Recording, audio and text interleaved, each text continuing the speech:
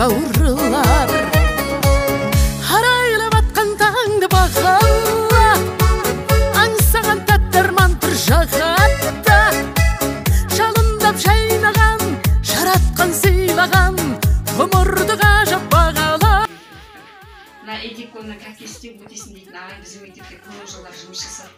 Сәуле дейтін апай болды жұбайы. Ол кісіден ертерек өмірден өтіп кетті, бірақ екеуі де мектеп-интернатта жұмыс жасады. Өтесін ағай дейтін беріге дейін жаңағы бас тәрбиеші болды, аға тәрбиеші.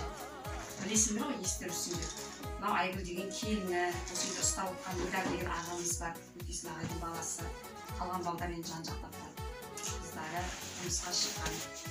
Бері деген баласы бар, burada ақтауда тұрады.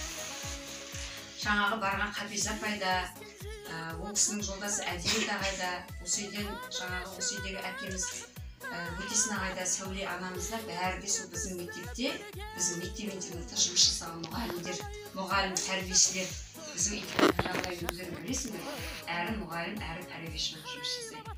Енді біздің манағы шарамыздың тақырыбы игі істер күні деп аталады ғой. Міне бүгінгі сенбі күнімізді сол игі істер күніне арнап келіп отырмыз. Айгүл балдарымадан таныстырып айтып.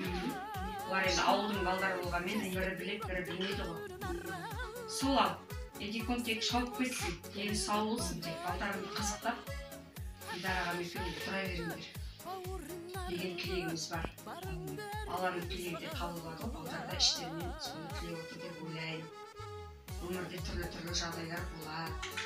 Адам шүкір ету керек. Осындай қоғамда, осындай өмірде өмір сүріп жатқанымызға, ата-анамыз бізді осындай өмірге алып келгеніне, бәріне шүкір етуіміз керек оқушылар. Түсінікті ғой, ә? Жақсы. Мына дастарханның үстіне ауыз тиіп, үстін жүрейік.